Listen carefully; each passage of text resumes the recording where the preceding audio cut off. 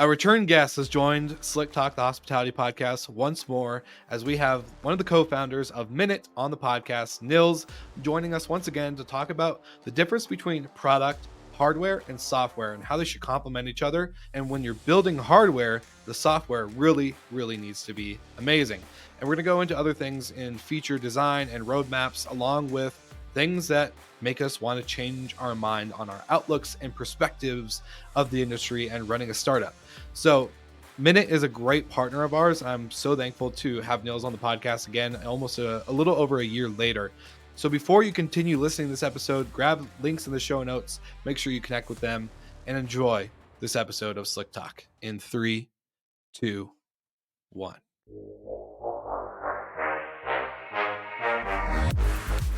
You're listening to Slick Talk, the hospitality podcast, a podcast for those who are in and around the hospitality industry who love, live, and breathe what they do. You can join us for candid and unscripted conversations with hospitality experts and founders as we go deeper into their personal stories while they're sharing their triumphs and trials that got them to where they are today. I'm your host, Will Slickers, and you're listening to an episode of Slick Talk, the hospitality podcast. Now, let's begin.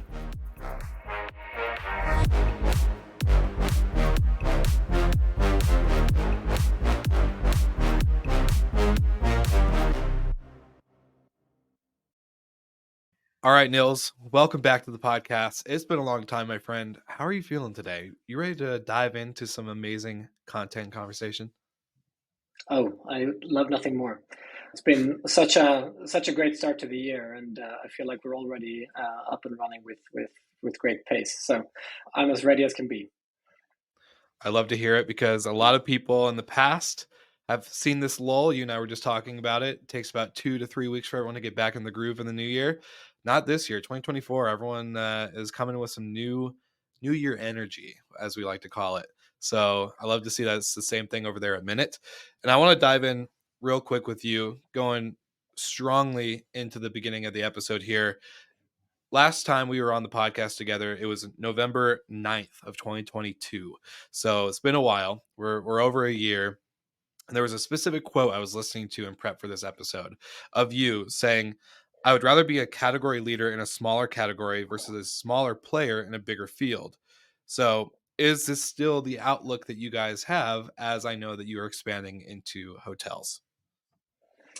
Yeah, that's a very good question, and I think our outlook hasn't changed, but perhaps our stage as a company has changed a little bit. And one of the more sort of common playbooks you have when you're building a startup, and especially when you're trying to build a startup with quite large ambitions, is that it's it's better to first be sort of that category leader and then broaden the category rather than going into what is already quite large category and then trying to be a dominating player when there's usually like big incumbents and a lot higher expectations on the product. And so what you're seeing now is really just us playing out that strategy, which by no means is unique to us. I think it's a quite classic way to set up a startup. And we as a company have started in short-term rentals, really come, I think, to define IoT for short-term rentals, like in addition to the access side. But as I think if you look at the monitoring, Minut really stands out as the really the only sort of all-in-one solution that is out there. And what's happened over the last year and some is, of course, that people have started to notice, and not just in the short-term rental business itself, but also in adjacent markets like hotels. So it's been definitely more than a year that we have had these sort of inbound requests from very large hotel chains who have been interested in what we're doing, and we've had that sort of dialogue. And when we released cigarette smoke detection last year, I guess towards the summer of last year, that really escalated. And I think that's when we were sort of getting to the point where we felt like, okay, now is the right time to take advantage of this momentum and to invest more. So we raised a little bit more capital. We built a team more specifically focused on that, because we obviously want to keep our category leadership. Like we can't take a Yeah. bowl of that, and we want to make sure that our existing customers, keep coming back and keep being proud of having made the decision to go with us. So this is very much sort of in addition to what we do, but leveraging some of that R&D that we've developed for the short-term rental space. Such a great answer. And I was going to go into the question or maybe even the topic of, I think as founders, we get so caught up, especially as passionate, visionary people, in the vision, in just executing. Let's pull the trigger, let's move, let's do this. How do you know when to put your foot on the gas and kind of maybe when to also take your foot off the gas, especially if you're getting inbound leads from hotels and hotel chains? That's a big category to get into, is probably higher revenue. They're bigger buildings versus a single family home. That type of stuff is can be a challenge, right? And so I want to know from your perspective, when you're leading the team and building out a new division, basically, how do you know when to put on the gas and when to let off? That's it's a difficult question, and it might not have an answer that is always going to be true, Yeah. because as a founder, and you know this, you're sort of navigating the capital markets. Sometimes there is a lot of capital available, and sometimes it's a lot more expensive. Sometimes your customers are doing really well, in other cases they're not, and you're not just sort of driving on an empty highway. Like, you're navigating a pretty complex environment, and you need to make sure that you're acting in a way that is consistent with the, if not macro environment, then at least like with what is happening on the ground in your industry. But quite concretely, what I am looking for is happy customers. And I mean, it sounds easy, and it's sort of a bit of a cliche, but the way I think of it is, like, you can ask a customer if they're happy, right? Like, and they're probably going to Mhm. say, yeah, we like you, like, we're happy. But that's sort of like the default, right? And really, to sort of get to the core of what you're trying to do here, which is build more business, is, are these customers of yours that are using and testing the product, are they coming back for more, right? Are Mhm. they coming to you with more business? Because that, to me, is a great indication that someone that knows us, and uses us day to day, they are willing to invest more, grow their business with us.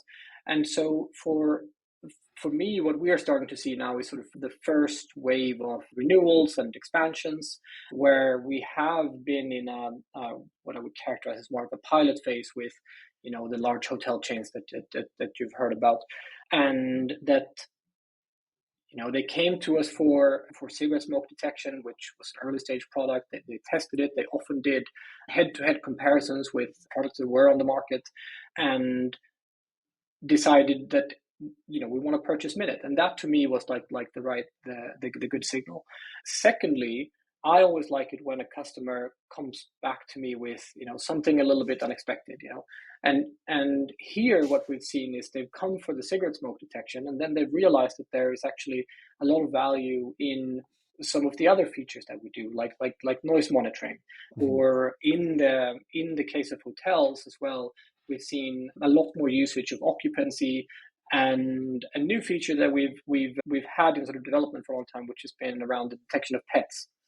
And they maybe knew that they had issues with smoking in hotel rooms, but they were not as aware that people are occasionally taking their pets, and that could be an issue for, people who are allergic, and it could also be a noise issue if you leave a dog in a hotel Yeah. room over a day.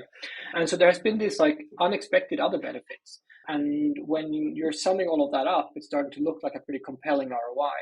And that's really when these customers are going from like a pilot installations to, like, I would say, like larger scale rollouts, and more commercially driven rather than sort of curiosity driven purchasing decisions. That's really interesting because, it starts with one thing, but then one thing gets solved, and then they realize, oh, we have another problem, and that's pets. And then, oh wait, well, we have another problem, and that's sometimes parties. So, let's add that to it, and it just kind of stacks up. So I'm curious from your perspective, I'm in Colorado, just at some context, right? And Colorado, as a lot of people know, is a 420 friendly state. And with cigarette detection, that's one thing for sure. And as a hotel or a as like I like to call it, a recovering hotel manager myself, I definitely could tell like cigarette smoke was very obvious. And then other times marijuana smoke or the different types of devices that now people can consume marijuana from, were harder to detect than probably most cigarettes. And so do you guys see marijuana smoke becoming another feature or product that you guys need to incorporate into the smoke, or is it specifically the nicotine tobacco smoke that most people are concerned about within the building and the asset that they have? So one other great thing about looking at expansion revenue as a factor in whether this customer is a happy one Yeah. is that you have them as a customer and you're suddenly like in daily contact, which is very different from sort of a sales or the piloting phase.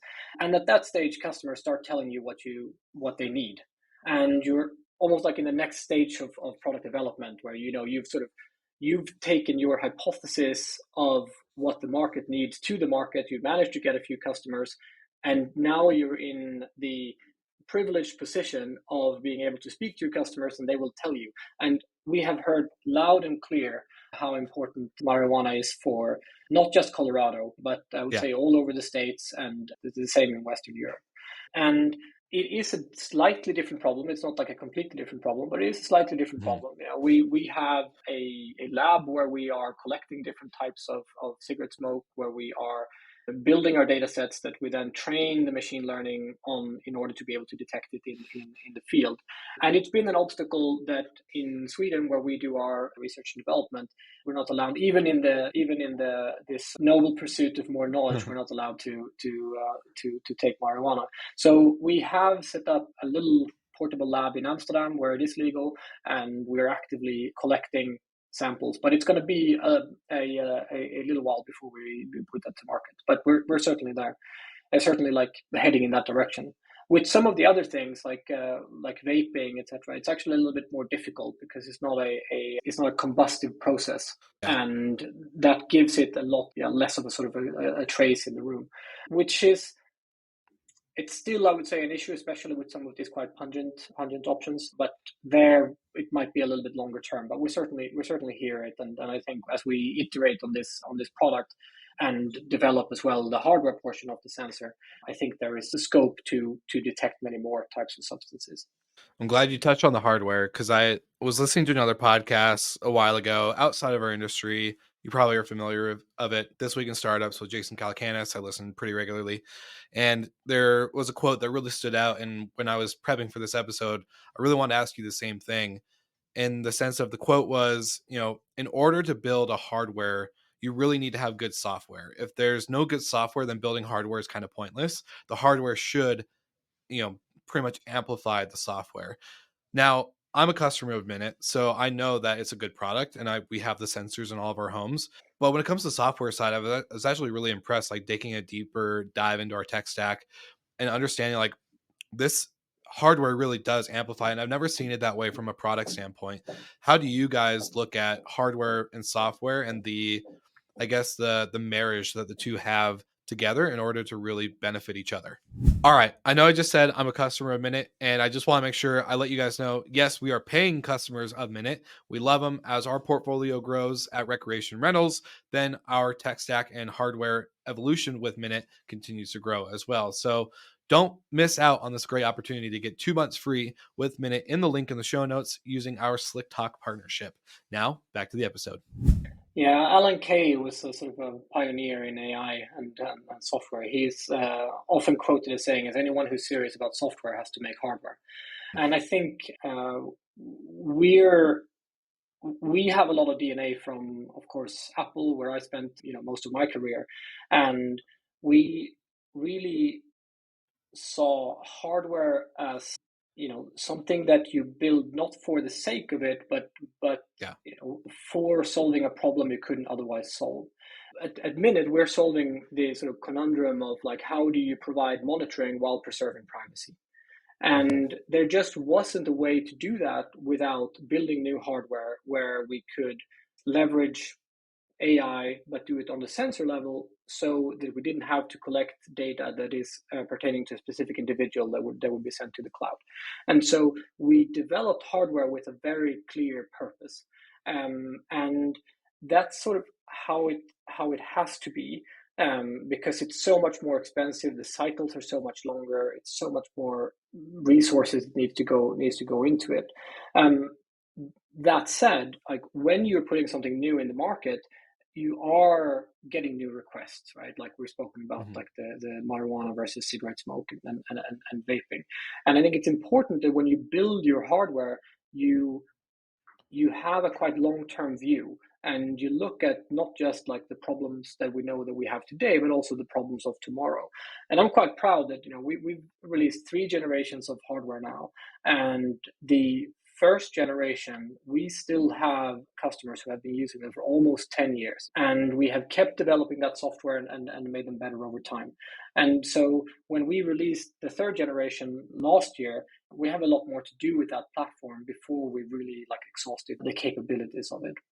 But I like that you don't take the hardware for granted in a way. Like there's so many software startup, and that's great, and that's like hard Yeah. enough, right? Like, but for me, I think you can really you can attack a different set of problems. You can do things that are a little bit more unique if you allow yourself to dip your toes into hardware with all the drawbacks of it as well. Yeah, it's been an interesting year because I've never looked at, especially in my business, having like quote unquote product, right? And so now I'm having a really strong approach this year, especially in the short term rental hospitality space of your product, whether you're a property manager or your product, whether you're a vendor on on the side of either, hotel, short term rentals, etc. And from my understanding, and this is gonna, I want to set you up for this question because I see a lot of like the landscape in our industry for technology and vendors that support operators, hotels, homes, etc. It's a pretty vast ecosystem. It's huge. There's 20 different PMSs, if not more. There's 10 different dynamic pricing softwares. There's X, Y, and Z operating companies, or not operating, but operating softwares, Turnover, B&B, Breezeway, etc.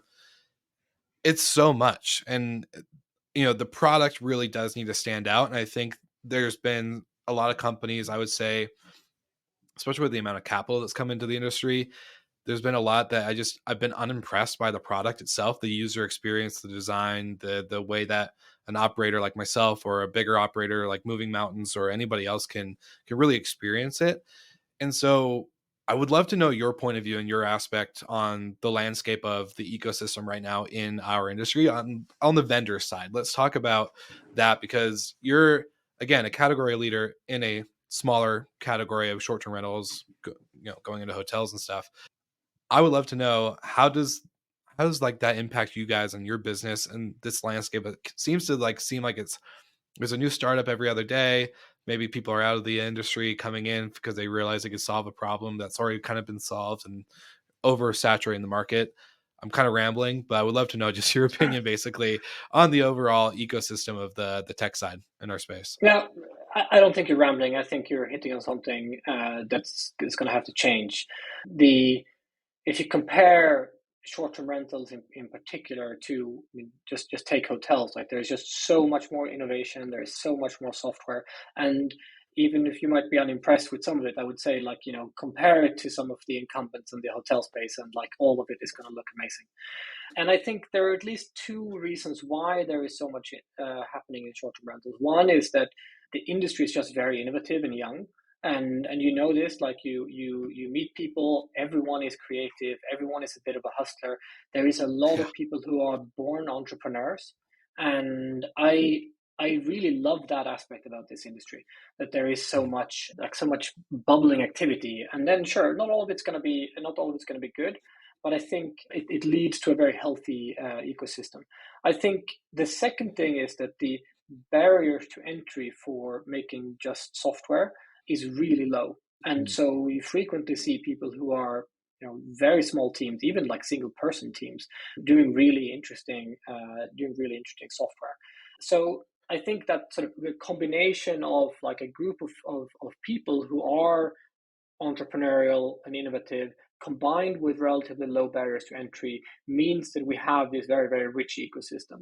I think the Yeah. problem with it, and I think you're heading this way as well, is that when there are too Mhm. many options, it can become like the purchasing journey can become less about the product and more about price, and I think that can be a pretty damaging spiral, where like if we're just selling things for the sort of like lowest possible price, like you're going to suck the air out of the industry, and you're not going to get like that innovation. You're going to get pretty stale solutions. So I do think there needs to be a bit of consolidation, and I think we are seeing that, where there is a lot of PMSs who are merging and who are building richer software suites as well, where you're going to get more functionality from one provider, and maybe you don't have to have very many others. And this is a development that we are looking at very, very keenly, because there is going to be some fatigue where operators are not going to want to have 17 different pieces of software. And I think the onus is on us as vendors to make sure that we are focused on the customer and very low on ego, and make sure that Mm. our different products are working well with one another. And we do this at Minute in that we see the API as really a third interface next to the app and the web app, and it's an interface that both other vendors can use, but of course also very large operators, and they can get the rich data set that we have at Minute, and they can use that to improve their core products.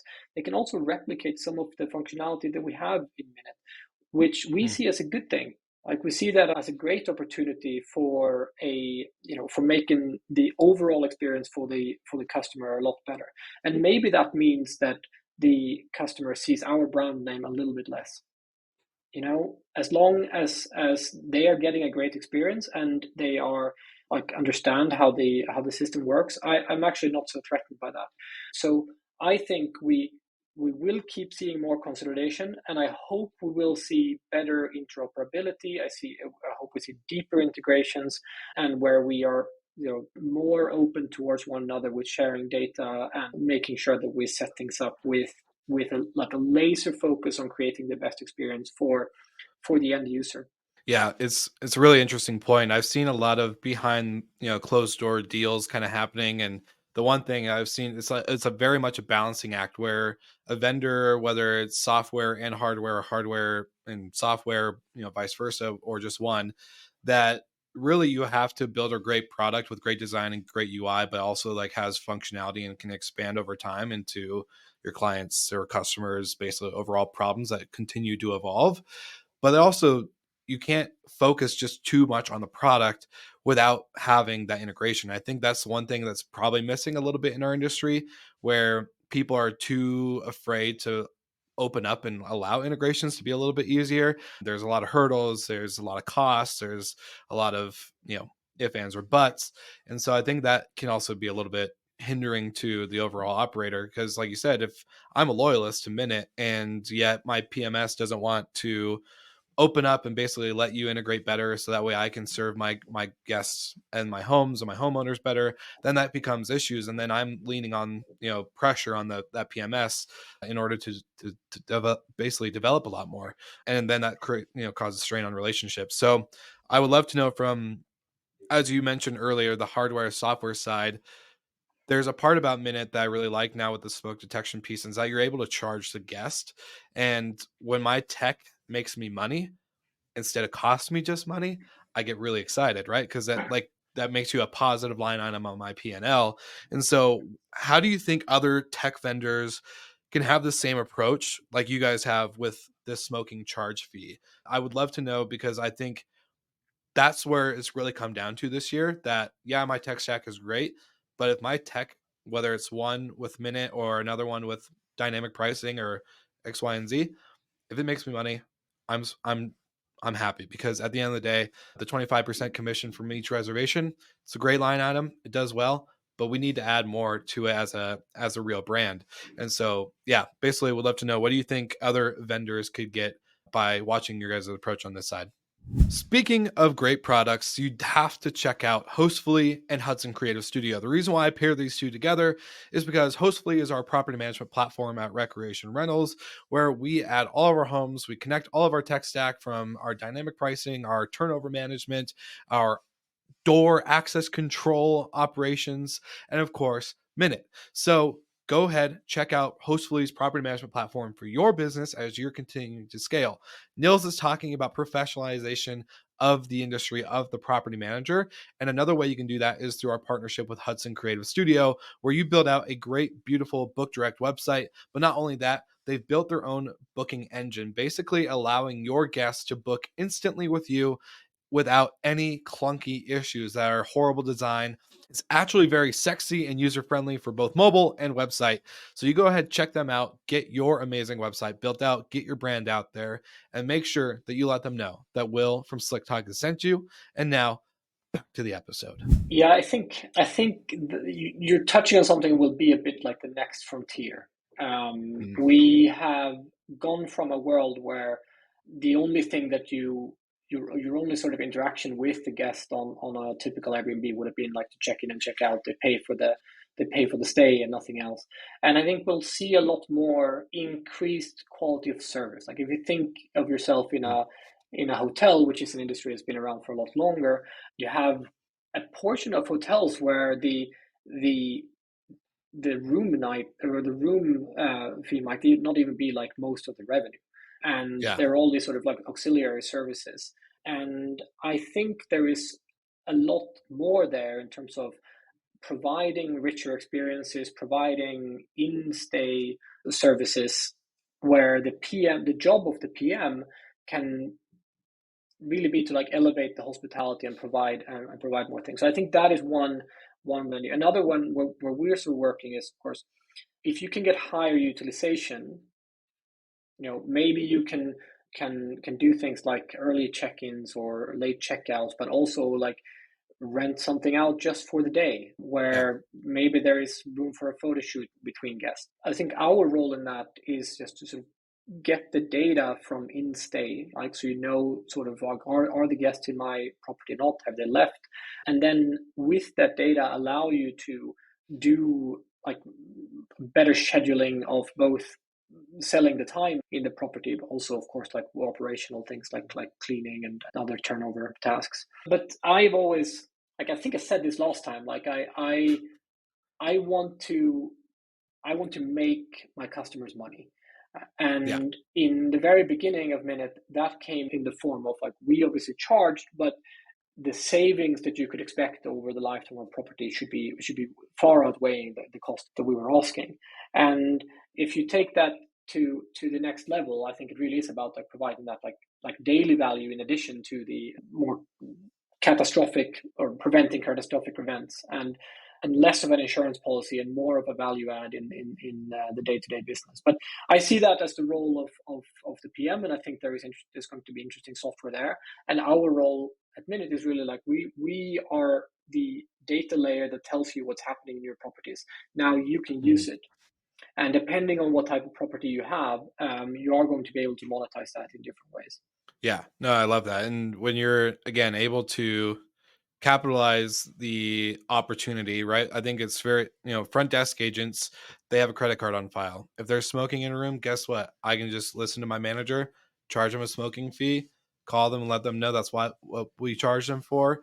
And we have proof, we have pictures, X, Y, and Z. But short term rentals are very hard in the sense of, obviously operators can be spread out like our company. We're Florida, Britannia, Canada, Washington State, all this other stuff versus, a more densified operator that is in one city, in one geographic location.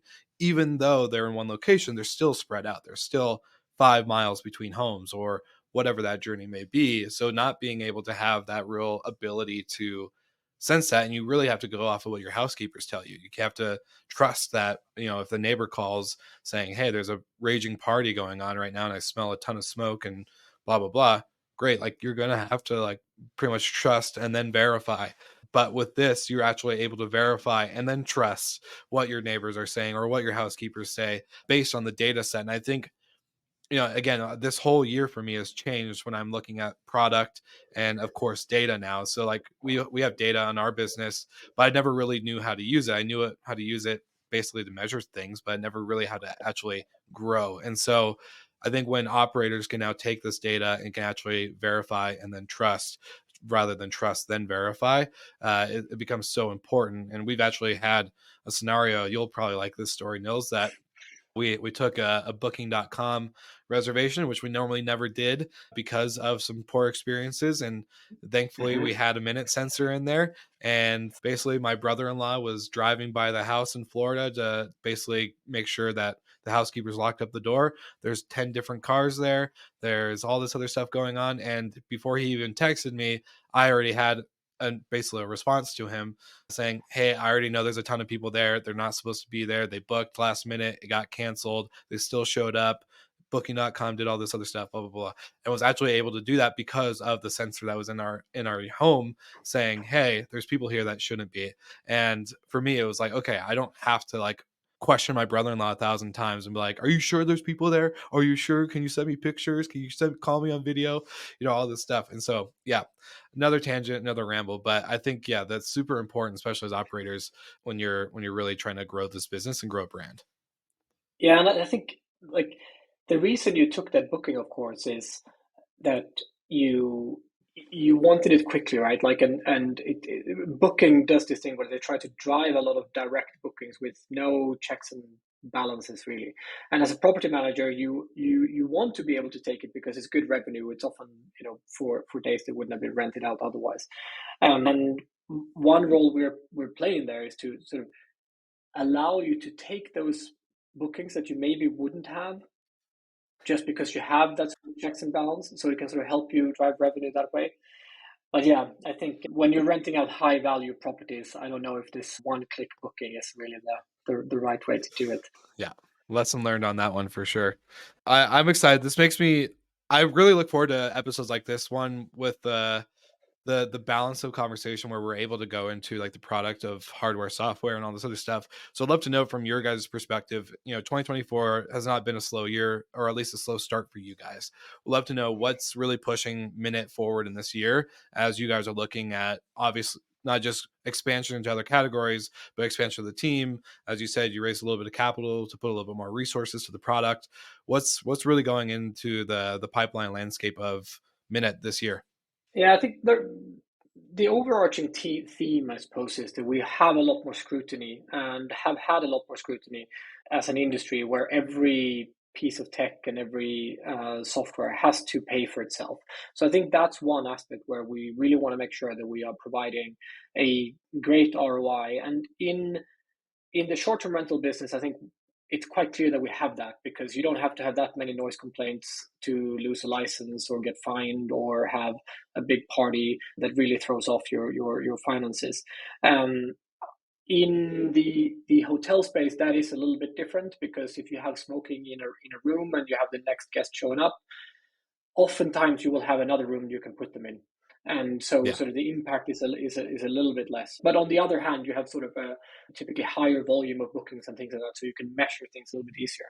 But that is one theme, like making sure that our customers should see Minute as something that's saving them money, at worst, and at best that actually helps them make money.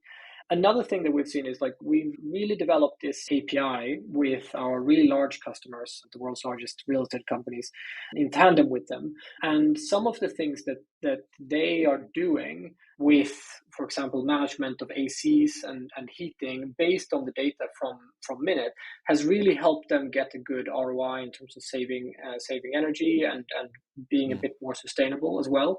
And one of the things that we are doing as companies, we're looking at what these really like super professional property managers are doing, and then building software that will allow the smaller players who might not have their own development team to take advantage of Yeah. the same feature set. So that's an area where I personally feel very strongly for it because I think we can have a positive impact on both the guest experience and the finances of the property manager as well as the planet. And when you get these like all kind of win-win-wins, I think everyone is happy. So that's one theme. The other is a little bit like we were talking about the consolidation in the industry, and Mhm. some pieces of software having to do more and more work. Like you want a suite of tools. So we are going to be delivering features that are maybe a little bit adjacent. But again, we're focusing on things where the the advantage that we have of intelligent sensors in stay, where we can take advantage of that and deliver something that no one else can really do. And so I think we have more solutions there for helping property managers get all of their different systems play together and play better together than we would have been able to if we tried to do everything on our own. But there's a long list. I think 2024 we all took a bit of a deep breath in 2023. We sort of see where things are going, and now it's clear that things are accelerating. At least that's what we're seeing. So we're going to grow. We're going to grow Minute quite significantly this year, and we're adding a lot of people to both the commercial teams and the product teams, and some product teams that are focused on new areas for us. So there's going to be a lot of things happening between now and December. Well, I'm excited for him. Obviously, I've had some fun with Nathan Smith on the team doing our Minute with Minute segment on the podcast and getting to know obviously Richard and Victoria and Buster, all these guys. You guys have such a great team. Love anytime I get to talk with them. And so Nils and you're included as well. Don't forget. I always love Thank you, Will. talking to you. Of course. Of course. And Marcus, shout out to Marcus. But I would love for, to ask this last final question to wrap up the episode in the sense of I got to do an operators roundtable where we got Robin Cragen, Megan Moylan, we had Brandy Canali, and then we also had Dennis from Cassiola, and we sat them down. And one of my final questions to them was, what's one thing that you have changed your mind on in the last 12 months? I would love to know from your point of view, what's one thing you've changed your mind on in the last 12 months as you've gotten to reflect on 2023 and now have this heavy push into 2024? Oh, that's a good question. One thing that I am maybe like in the process of changing my mind. I'm not quite sure that I'm there yet. But we've had not just hotel, but like there's starting to be a lot of areas where you have to balance privacy, the rights of the individual, with a degree of monitoring. And I have always wanted us to stay very focused on one industry, one problem, one type of customer. And with the addition of hotels, I would say like that is something that I've been changing my mind on a little bit, but it's still sort of like in the sort of the hospitality field. And I am starting to think like a little bit bigger because there are a lot of things that don't really fit any of these molds that we're saying, like the corporate and service departments longer term stays are mixed in the same type of portfolios. And so I'm broadening a little bit like what we see as the right market for us. That's one area where like I would say like I'm still in the process. I'm not 100% there. A second one is that we've very much been focused on hosts and property managers. And I think we have done so a little bit I think we've left some things on the table when it comes to actually improving the guest experience. Hmm. And I want us to get to a place where Minute is not just for the host and the property manager, but it's also something that provides value to guests. And so we've identified a couple of problems in the industry relating to guest safety, where we have some interesting launches in the coming year, where I want to create a service that should be requested by everyone. Like I want there to be pressure in a way on the property manager from the guest side to say, hey, we want the Minute because this actually provides value to me. And that's a pretty big challenge, and it's too ambitious. It's not going to play out over just 1 year. But I think we have an opportunity and a role to play there in being part of the broader solution to how do we make this nascent industry of ours really sustainable and professional, and not sort of be I want to sort of help the industry evolve in the direction of like becoming more mature and more responsible. And I think part of it is providing value to the guest and providing higher degrees of reliability and safety. So that's sort of the direction. I hope that was not too rambling. It's not quite fully cooked yet, but I think you see where I'm traveling. I'll take a half cooked change of mind over a hard boiled egg that doesn't want to change at all. So I truly I like that answer. And yeah, no, it's a good response. And I think, there's so many different dynamics in this industry, from owners to operators to, the vendor side to the guests. There's so many people. And now, as we're seeing more, especially here in Denver, regulation, the government getting involved, regulatory issues, it's so much to think about, and to make the dots connect could be harder than probably what most people would assume. So I think you guys are doing great work. Obviously, happy customer of Minute ourselves. Just being able to apply this product and give owners a peace of mind, I think, has been a really big thing, especially knowing that we're a remote team and that I'm in Colorado, my business partners in Vancouver, Canada. So when owners sign up, like, really having that security is really important. So I think you're on the right track, right? Everyone's going to say we want this in our homes, whether you're local and growing density versus you're remote and growing wide and kind of spread out. So I think you're on a great path there, Nils. Great path. For all the listeners, what's one link, one place that they can go to connect with you beyond the podcast? The easiest thing is just go to our website, minut.com. That's minut.com. I'm also very available. Just, anyone can email me, nils@minut.com. I answer almost everything except maybe the direct sales pitches for new HR software. I'll skip those. Yeah. Agreed. Pretty annoyed with those in my spam inbox. Nils, thank you so much for taking the time to chat with me today. It's maybe something we shouldn't push out to a yearly basis. We should try to do a little bit more frequently. So I really appreciate you taking the time. Love working with the team over at Minute. And for all the listeners, the viewers, make sure you like and subscribe to All Things Minute. You get awesome deals, you get awesome hardware, awesome software, and great people to help support your growth. So obviously, like and subscribe there. And of course, like always, we'll see you again next week.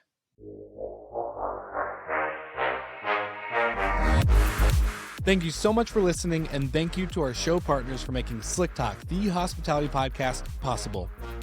We hope you enjoyed the show, and we would love to connect with you outside of the podcast. So you can follow us on all of our social media channels for daily hospitality content, or find us on slicktalkthepodcast.com. And don't forget to rate, review, and subscribe so you never miss an episode. I'm your host, Will Slickers, and we will see you guys all again next week.